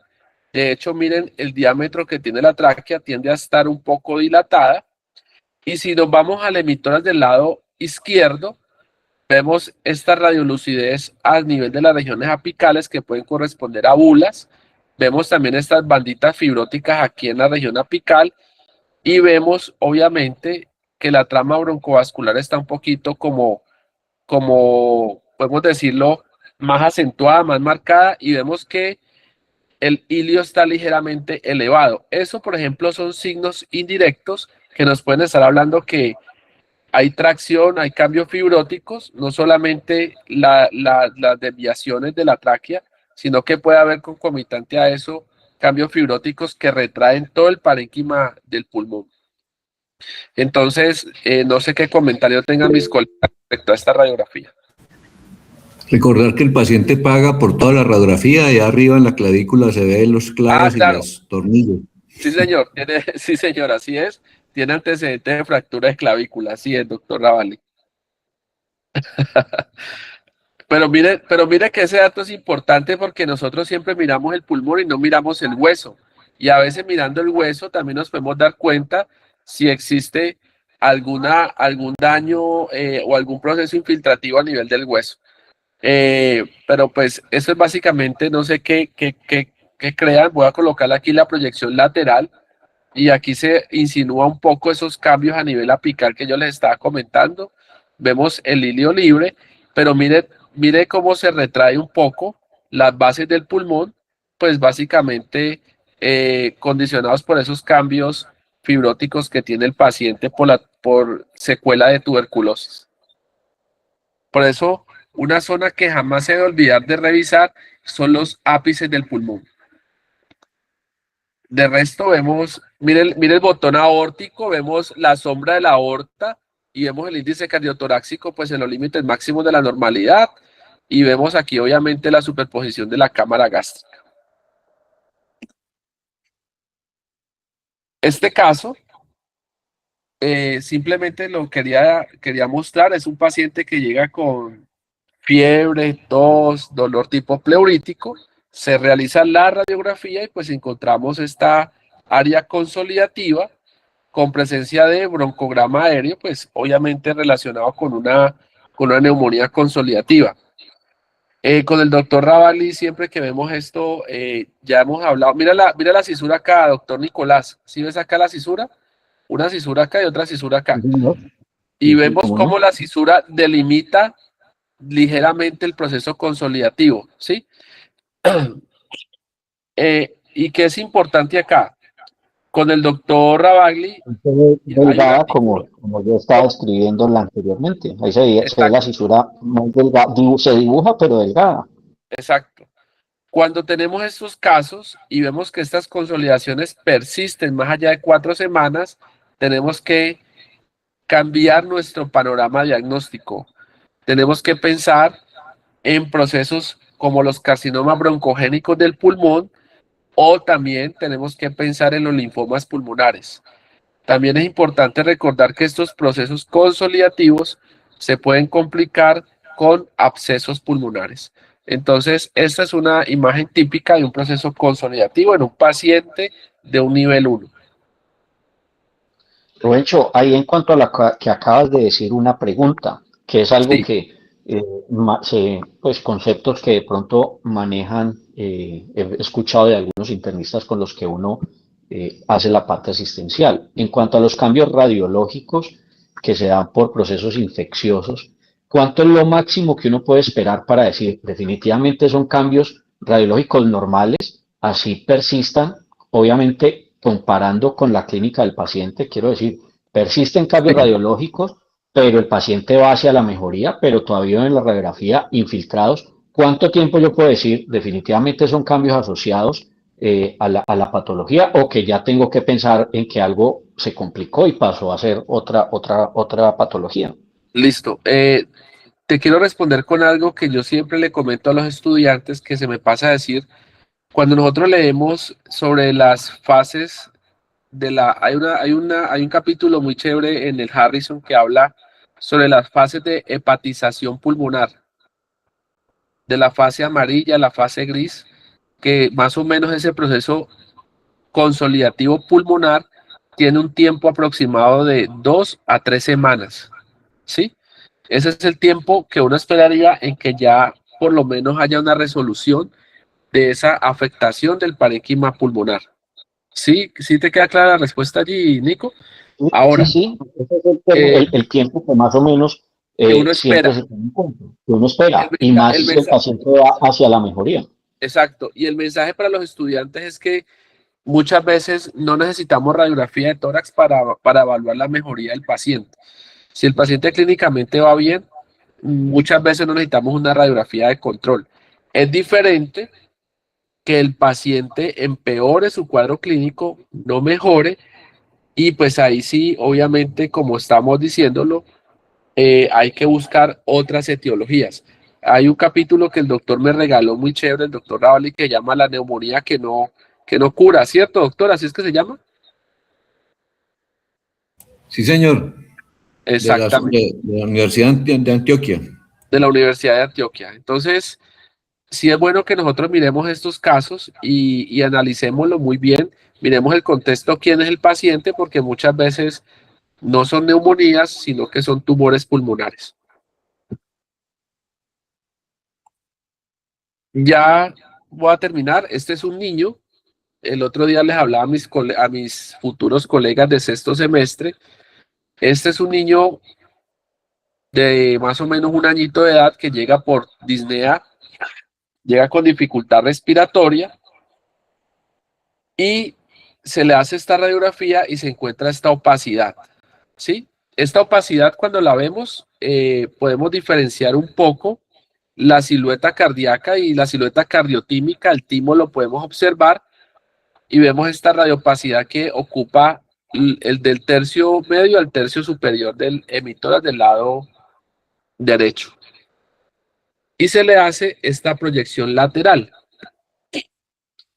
Entonces, aquí la pregunta ¿es un proceso realmente pulmonar o será que puede ser otro tipo de lesión? ¿Qué opinan ustedes?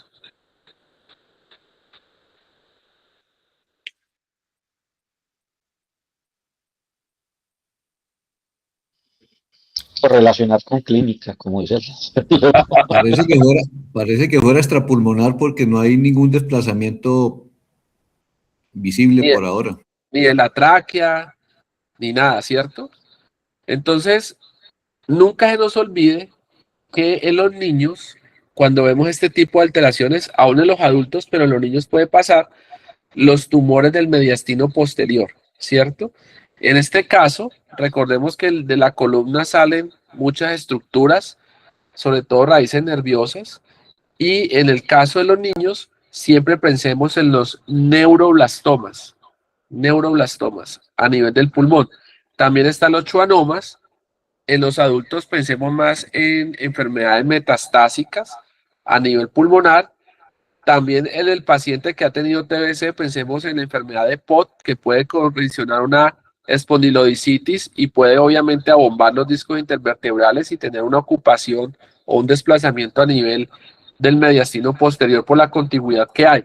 Entonces quería dejar también muy claro que no todas las opacidades son del pulmón, sino que puede ser de las estructuras adyacentes del pulmón. En este caso, si es del mediastino posterior y es un niño, pensemos en un neuroblastoma o tumores derivados del sistema nervioso central. Esta imagen, simplemente quiero mostrarles una radiografía de tórax en un paciente que pues, no muestra mayores alteraciones. Y vemos esta paciente, 58 años, con estas opacidades a nivel pulmonar.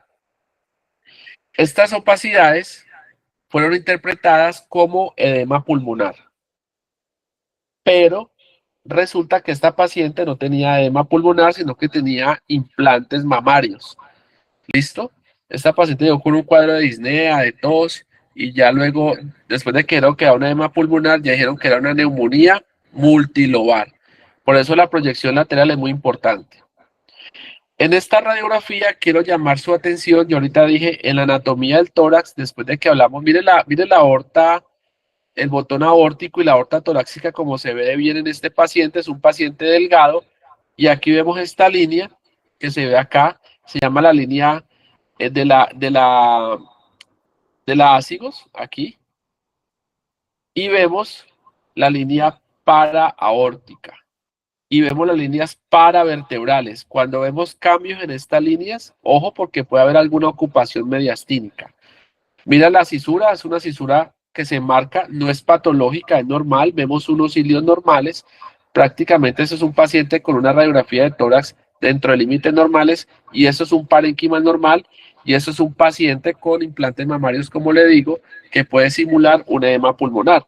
Aquí está la proyección lateral, no vemos ninguna alteración, vemos unos cambios ahí muy incipientes a nivel de la columna dorsal, pero vemos un parénquima pulmonar sin ningún hallazgo patológico. En este caso, la paciente tiene implantes mamarios y vemos que su parénquima pulmonar no tiene ninguna condición que llame la atención patológica. Y bueno, esta, ¿qué opinan? Esta también llegó a nivel 1.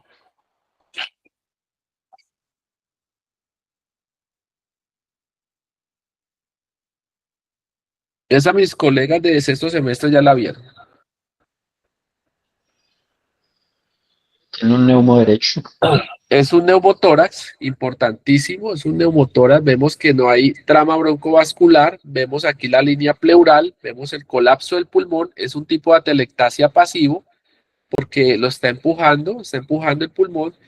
Vemos que el pulmón del lado izquierdo, pues obviamente su volumen está ahí como en límite. Vemos cómo empuja todas las estructuras del mediastino. Vemos el botón aórtico y vemos pues que se pierde un poco esa anatomía usual del pulmón. Sin embargo, esto es un paciente que probablemente tuvo alguna ruptura de una bula y hizo un neumotórax espontáneo. Entonces siempre tengan mucho cuidado en la valoración de los neumotórax. Esta radiolucidez y obviamente estos cambios. ¿Sí, señor? Rubén, muestre por favor ahí la placa de ateroma en la aorta, lo más de bonita que se ve ahí. Sí, acá se ve. Aquí está, doctor. Aquí está. Aquí se ve muy bien la placa de ateroma, vemos el botón aórtico. Vemos también, obviamente, miren cómo el pulmón, miren los cambios del pulmón, el pulmón está completamente colapsado, todo esto es pulmón. Vemos la línea pleural y vemos que aquí no hay trama broncovascular, aquí sí hay trama broncovascular y vemos esta línea pleural. Vemos esta radiolucidez acá, ¿sí? Vemos el parénquima pulmonar del lado izquierdo, no vemos pues mayores hallazgos más allá de las reticulaciones a nivel subpleural. Vemos estas líneas finas y obviamente pues ya con el caso de este paciente es un neumotórax a tensión y obviamente requiere manejo quirúrgico inmediato. Ese sería mi aporte. Les pido excusas si me pasé un poco, pero pues el objetivo era que ampliáramos un poco más los conceptos que nos presentó Francisco. Muchas gracias.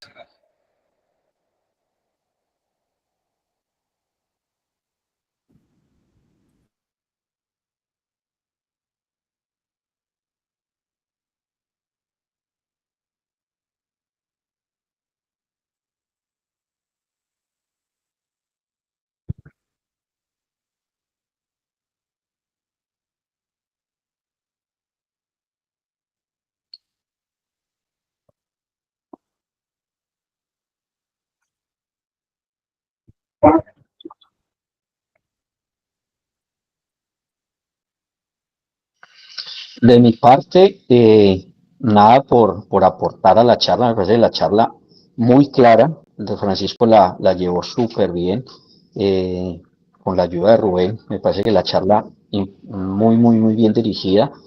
Felicitar nuevamente al proyecto porque miren que se está moviendo, felicitar a los asistentes, veo que regularmente siempre son los mismos y se nota, no es...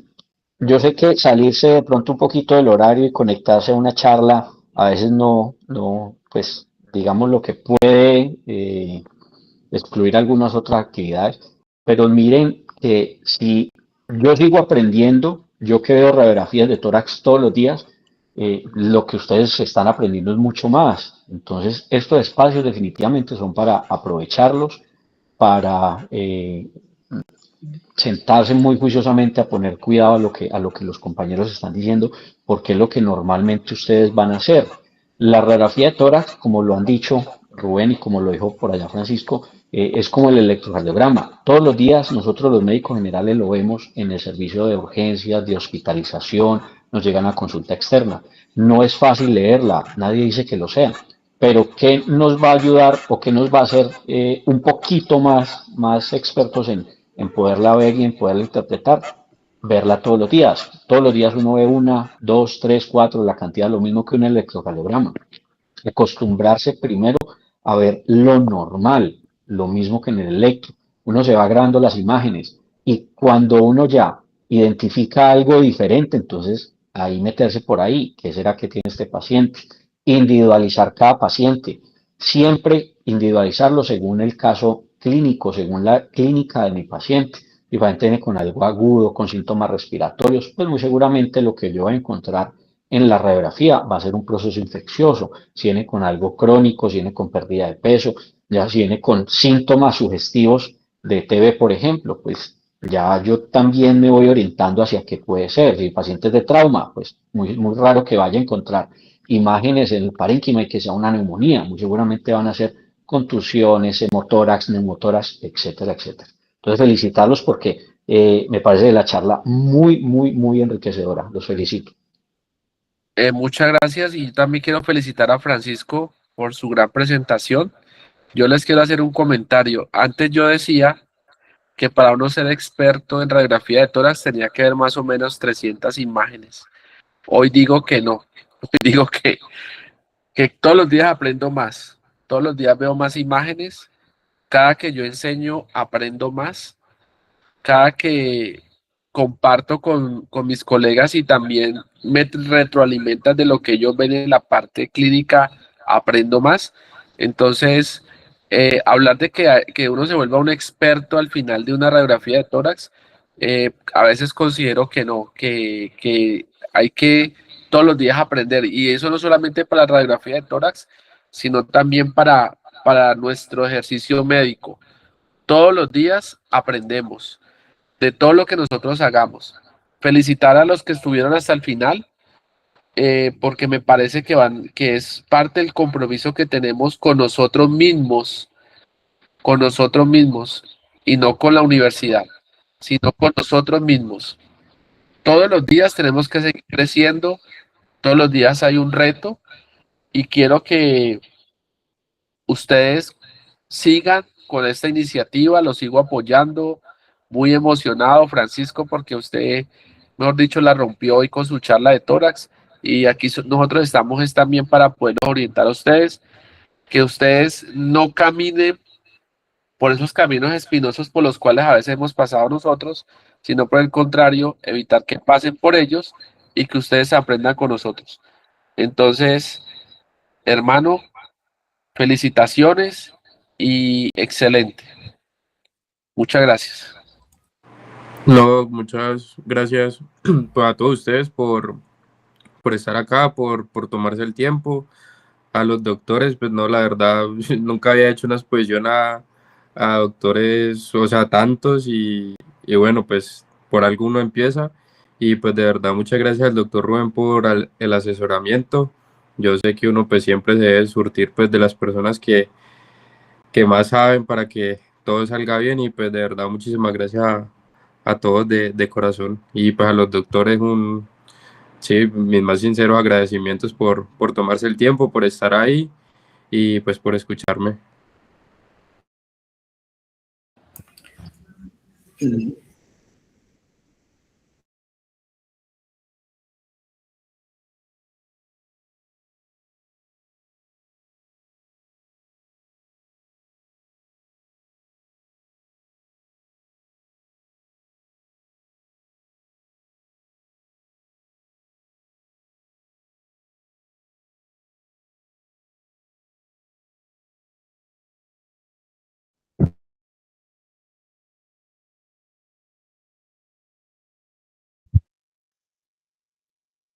Bueno, muchas gracias. Muchas gracias a todos, feliz noche. Muchas gracias a todos. Gracias, muchachos, que Felicitaciones descansen. a Francisco. Gracias.